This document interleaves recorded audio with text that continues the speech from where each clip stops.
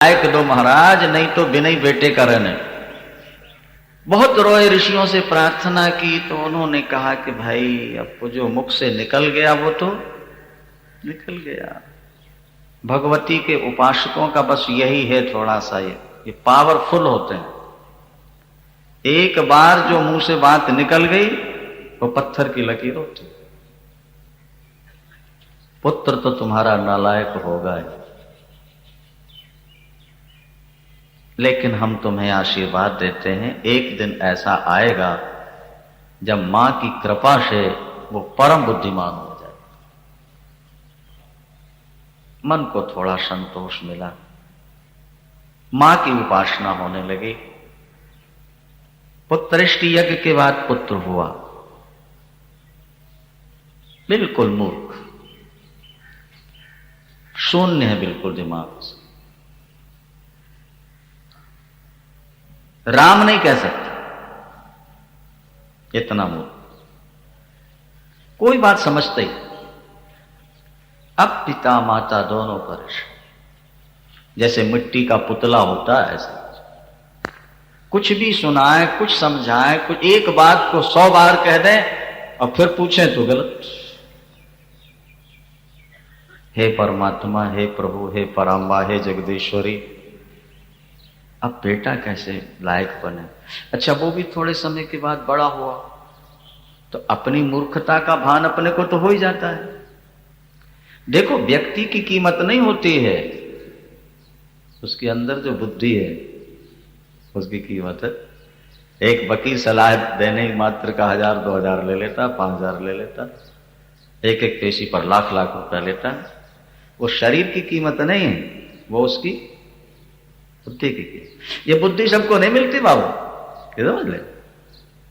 चाहते सभी हैं, लेकिन वो तो पराम्बा की उपासना हुई होगी तो बुद्धि मिलेगी तुमको, कहां से मिलेगी।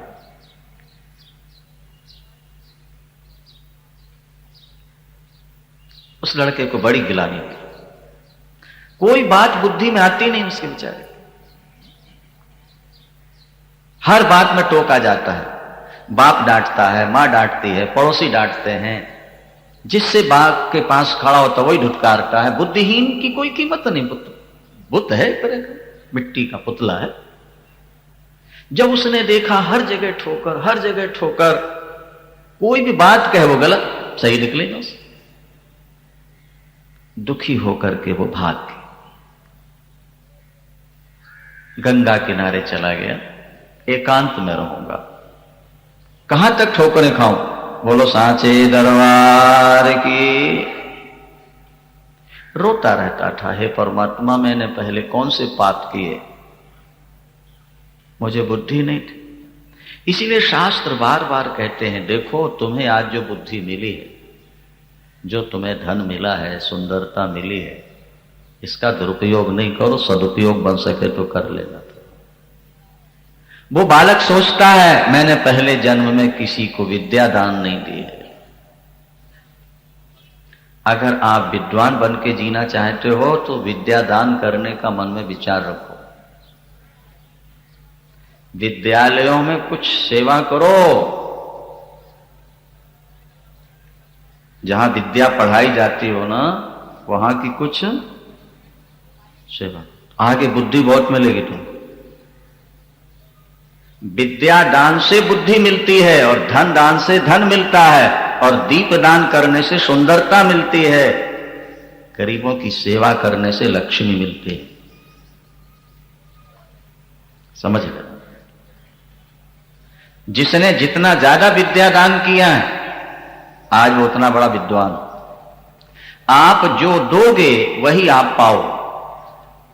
जो आज आपके पास नहीं है, समझ लेना हमने पहले ये चीज किसी को दे दी। भाई मोटी सी बात है, अगर किसान खेत से कुछ लेना चाहता है तो पहले कुछ देता है कि नहीं देता। जब किया तो मिलने लगा। तो इसी तरह जब तुम परमात्मा को दोगे तभी तो वहां से आएगा ना। जब दोगे नहीं तो फिर जो मिला है तो थोड़े दिन में चला जाएगा, आगे मूर्खानंद हो जाओगे। बोलो सांचे। वो गंगा तट पर चला गया, गंगा स्नान करता है, कंदमूल फल खाता है, मौन बोलता। पश्चाताप उसके मन में बहुत है। हे परमात्मा, मुझे मूर्ख क्यों बनाया? पर तेरा दोष नहीं है प्रभु। व्यक्ति तो अपने किए कर्म का ही फल भोगता है। काहू न को सुख दुख कर दाता, ये निज कृत कर्म भोग सब भ्राता। अपने किए कर्म ही अपने को भोगना पड़ते हैं। तुलसी या तन खेत है, तुलसी या तन खेत है, और मनसा भयो किसान। पाप पुण्य दो बीज हैं, बवै सुलुन निरा। व्यक्ति जब पाप करता है तो पाप में दुख दिखाई नहीं देता, कांटों की तरह दुख छुपा रहता है। लेकिन किया हुआ पाप जब फलोन्मुख होता है, फल देने वाला होता है, तब फिर दुख रूपी कांटे चुभना शुरू होता है। फिर रोता है, हे परमात्मा, मुझे दुख क्यों दे रहा है? परमात्मा दुख नहीं देता, अपने किए कर्मों का फल ही भोगना होता है। उस व्यक्ति ने सोचा, बुद्धि तो मेरे पास है नहीं और कुछ कर सकता नहीं, एक काम तो मैं कर सकता हूं। वो मूर्ख व्यक्ति सोचता है, एक काम तो मैं कर ही सकता हूं। क्या? सत्य बोलूंगा, झूठ नहीं बोलूंगा। मैंने जैसा जो देखा है बस एक व्रत, गंगा स्नान करना, कंदमूल फल खा के गुजारा, एकांत में निवास, सत्य बोल। देखो, दुनिया में झूठ बोलने के बराबर कोई पाप नहीं और सत्य बोलने के बराबर कोई नहीं। और वकीलों को ज्यादा झूठ बोलना पड़ता, इसलिए हमने कहा था भैया कुछ कर करा लो, सब माफ हो जाएंगे। बोलो वृंदावन। सबसे ज्यादा झूठ बोलना पड़ता वकीलों, नहीं? लंबी कमाई उसी में होती है। बुरा मत मान जाना मेरे बाबू, ध्यान दो बात पर। कहते हैं सांच बराबर तप नहीं, सांच बराबर तप, और झूठ बराबर पाप। दुनिया के करोड़ों पाप एक तरफ रख दो पल्ले में, और झूठ एक पल्ले में रख दो, तो झूठ का पल्ला वजनदार। और सांच बराबर तप नहीं, सत्य बोलने के बराबर कोई। एक वकील हमारे बड़े सेवक हैं, बहुत बड़े वकील, वो कहते हैं गुरुजी एक दिन गंगा में खड़े करके मेरा प्रायश्चित्त करा देना, आगे पाप नहीं करूंगा, झूठ नहीं बोलूंगा। काशी में चल करके दान करा देना। उन्होंने कहीं सुन रखा है कि इतना दान कराने से ही होगा। तो हमने कहा पहले ये संकल्प लो कि आगे नहीं करेंगे, तब चल करके करा देंगे। बोले बस हाँ थोड़ी देर और है। हमने कहा थोड़ी देर करते करते चले न जाना ऊपर नहीं सब गड़बड़ हो जाएगा। बोलो वृंदावन। उसने निश्चय कर लिया मैं झूठ नहीं बोल। अब देखो मां की कृपा कैसे होती है उसकी। देवी भागवत में लिखा है, बाहर की बात नहीं कर रहा। महाराज वो बैठा था चुपचाप, इतने में किसी शिकारी ने सूअर को बाण मारा था, वो घायल हो गया और खून बह रहा था, उसकी धार लगी थी और वो भागा। और जहां वो बैठा था ना सत्यव्रत, उसके बगल से एकदम जब वो बगल से निकला खून था, तो उसके मुंह से निकला ये नवारण मंत्र का पहला बीज है। क्या? बिंदी नहीं थी, केवल एकदम कोई घटना घटे तो ऐसा करते था। वो जैसे कहा उसने, बस मां का वो प्रथम बीज मंत्र मुंह में आया और एकदम अंदर जैसे ज्योति जल गई हो, अंधकार सारा दूर हो गया, सारे वेद शास्त्र उसके अंदर प्रकट। इतने में वो बहेलिया पहुंचे। बहेलिया पूछता है स्वामी जी यहां से मेरा शिकार निकला है क्या? मैंने उसको बाण मारा है, खून की धार लगी थी। निकला। अब वो सोचने लगा, देखो किसी के प्राण बचाने के लिए झूठ बोलना पड़े, निरपराधी को बचाने के लिए झूठ बोलना पड़े, वो पाप नहीं। अगर किसी को किसी ने झूठ मूठ फंसा दिया और आप झूठ बोलकर उसको बचा लेते हो तो आपको झूठ बोलने का, कहीं झूठ बोलना भी पुण्य है और कहीं सत्य बोलना भी पाप है। इसकी बड़ी सूक्ष्म व्याख्या है शास्त्रों में। महाभारत युद्ध में आगे आप देखिएगा, भगवान कृष्ण ने स्वयं कहा युधिष्ठिर से कि झूठ बोल दो, अश्वत्थामा मारा गया। अभी आने वाला है अगले सीरियल में, 1-2 सीरियल के बाद। भगवान कृष्ण ने द्रोणाचार्य कहा अश्वत्थामा युधिष्ठिर जी से कि आप कह दो कि अश्वत्थामा। युधिष्ठिर ने कहा मैं झूठ नहीं बोलूंगा, पाप लगेगा। भगवान ने समझाया, अगर आपके थोड़े से पाप में लाखों की जान बच सकती हो, पापियों का खात्मा हो सकता हो धर्मराज जी, एक झूठ बोल देने में पाप। लेकिन युधिष्ठिर तो बड़े धर्मभीरू थे, उन्होंने कहा नहीं प्रभु मुझसे झूठ नहीं बोला। भगवान ने कहा अच्छा तो ऐसा करते हैं, पूरी नहीं तो आधी झूठ तो बोल दोगे। बोले आधी कैसी? भीमसेन वो अश्वत्थामा नाम का हाथी, उसको मार दो। एक हाथी का भी नाम भीमसेन, उसको मार दो, मार दो। अब आधी झूठ बोल दो महात्मा, ये कह दो कि नरोवा कुंजरोवा, हाथी को कुंजर कहते हैं, नरोवा कुंजरोवा अश्वत्थामा हतो। नर है या हाथी है, अश्वत्थामा मारा। इतना तो बोल सकते हो ना। मुश्किल से युधिष्ठिर तैयार हुए बेचारे, देखो कितने धर्म भीरू थे। तो महाराज फिर वो चले और बाजे बजने लगे, और बाजे बजी रहे थे, लग रहा था सुलह करने आ रहे हैं। इतने में धर्मराज युधिष्ठिर बोले नरोवा कुंजरोवा, तो वो तो बात बाजों में छुप गई। बाजे बज रहे थे ना, नरोवा कुंजरो, वो सुनाई नहीं पड़ा द्रोणाचार्य को। बाजे एकदम बंद हुए, तब तक मुंह से निकला अश्वत्थामा हतो हता। धर्मराज झूठ बोल नहीं सकते, बस द्रोणाचार्य के मन में विषाद हुआ और वो शस्त्रास्त्र छोड़ के बैठ गए पुत्र शोक में। तो द्रौपदी का भाई जो धृष्टद्युम्न, उसने जाके सिर तलवार से उड़ा दिया।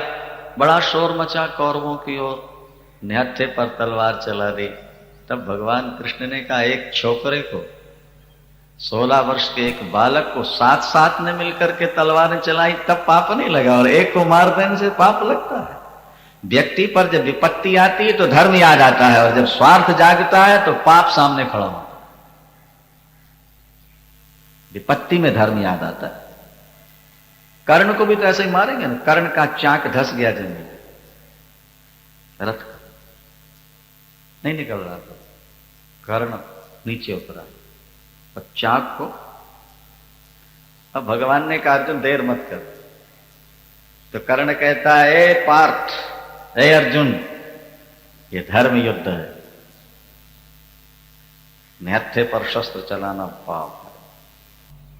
वासुदेव आपके होते हुए पाप नहीं होना चाहिए। तो भगवान ने कहा कर्ण, जब भरी सभा में द्रौपदी को बिना वस्त्र किया जा रहा था, उस समय तुमको धर्म याद नहीं आया?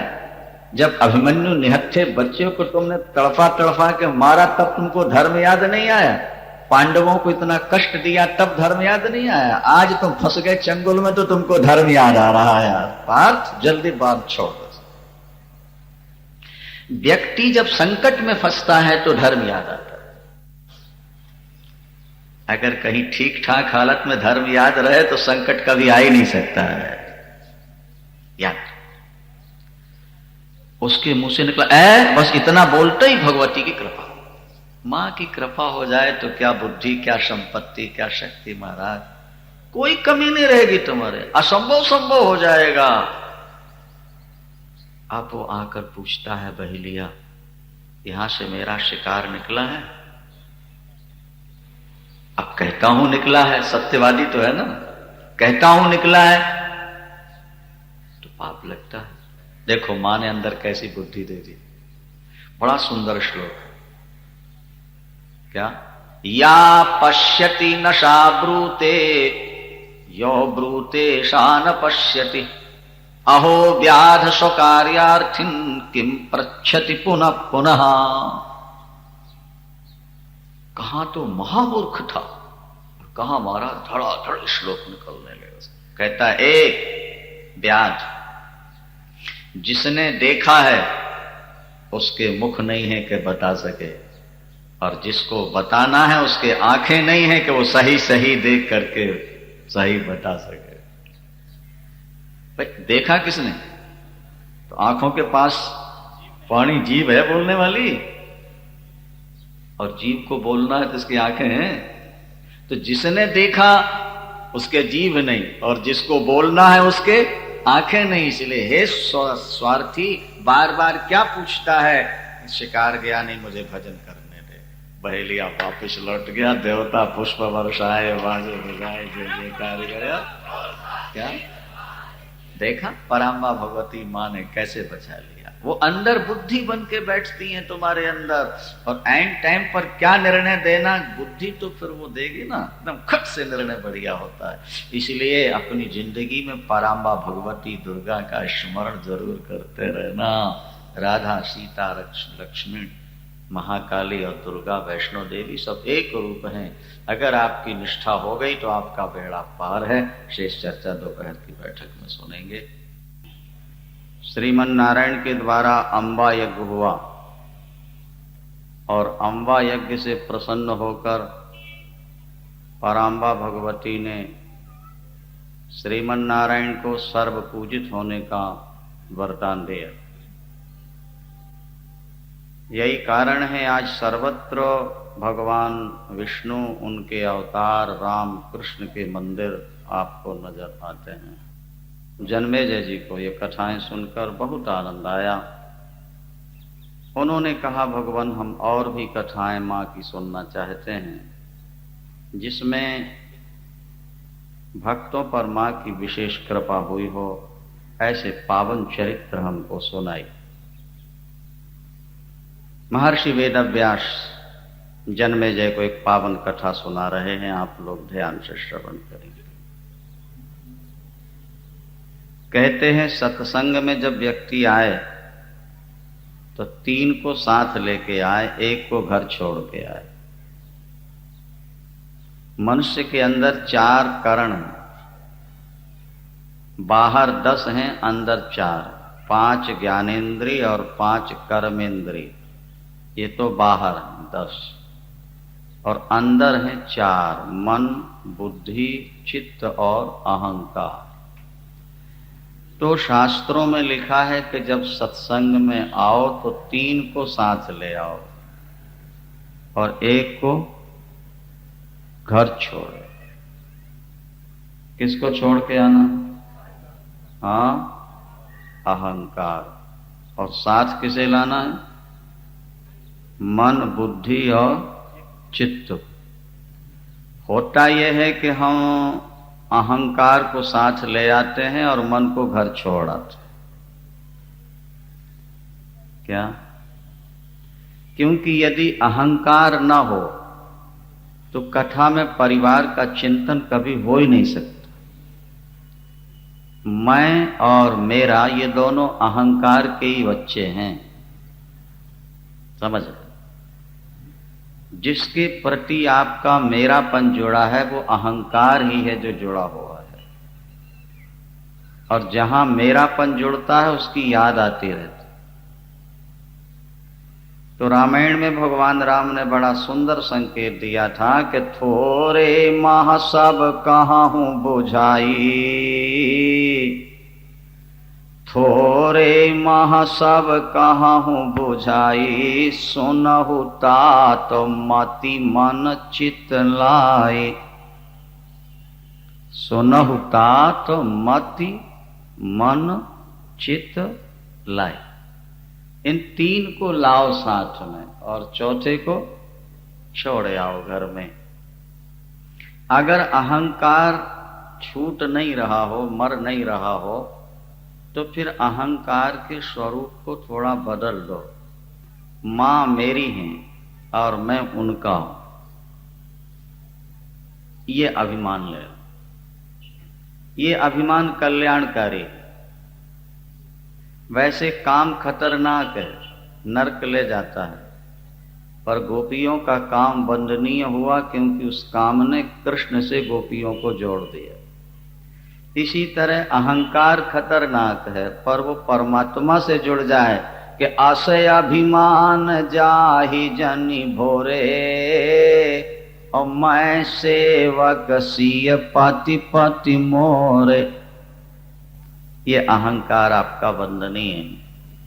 करुणामयी कल्याणमयी पराम्बा भगवती मां मेरी है और मैं उनका पुत्र हूं, मैं उनकी बेटी हूं।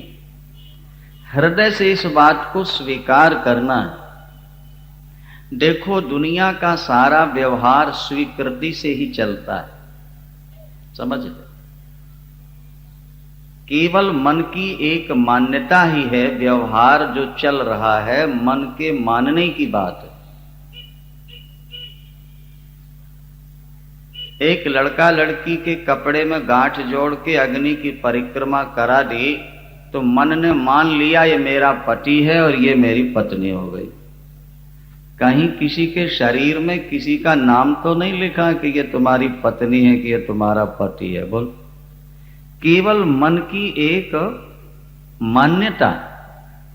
एक व्यक्ति के संतान नहीं है, वो पुत्र गोद लेता है और दत्तक पुत्र लेने के बाद ये मान लेता है कि ये बेटा मेरा है। ये केवल मान्यता है कि नहीं? संसार के बहुत सारे काम केवल मान्यता के आधार पर। तो जैसे आप संसार को मेरा मान बैठे हो, इसी तरह करुणामयी मां को भी मेरी मान लो। वो मेरी मां है, मैं उनका पुत्र हूं। और एक बात और ध्यान देना है, विपत्ति भंजिका भगवती, विपत्तियों का भंजन करने वाली, नष्ट करने वाली। इतिहास इस बात का साक्षी है कि जब जब भक्तों पर विपत्ति आई है तो मां ने तत्काल सहायता की। व्यवहार में भी हम देखते हैं कि पिता की अपेक्षा मां जल्दी पिघलती, तो परमार्थ में भी यही बात है। मां को संतुष्ट करो। एक ऐसे अनाथ राजकुमार की कथा आपके सामने आ रही है जिस पर विपत्तियों का पहाड़ टूट पड़ा था, जिनकी कथा पढ़ सुनकर के हृदय द्रवित होता है, रोमांच होते हैं। देखो, जीवन में कब कैसा समय आ जाए कुछ कहा नहीं जाता। सज्जनों, एक बात और ध्यान दे लेना, हमारे जीवन की आने वाली अगली घड़ी हमारे लिए कैसी होगी हमें कुछ पता नहीं। जो करोड़पति है वो क्षण भर में रोड़पति हो जाते हैं। क्या? जो करोड़पति हैं वे रोड़पति, फुटपाथ पर सोने वाले।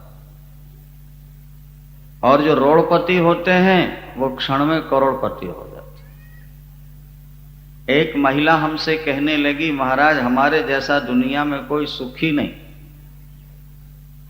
हमने कहा कैसे? बोले हमारे पति बहुत सुंदर हैं, स्वस्थ हैं और 10,000 रुपया महीना, 15,000 रुपया महीना कमाते हैं।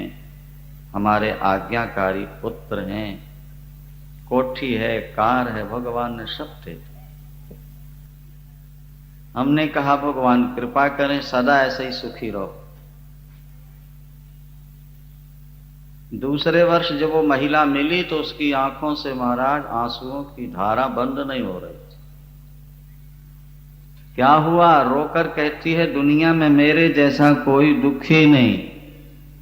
पति का हार्ट फेल हो गया और बड़े बेटे का एक्सीडेंट हो गया। क्या समझे आप? और एक दिन डाकू आए, चाकू दिखा के जो घर में था वो भी ले गए। मैं कहीं की नहीं रह गई। परमात्मा मुझे मौत दे दे तो अच्छी बात है, मैं ये जिंदगी जीना नहीं चाहती।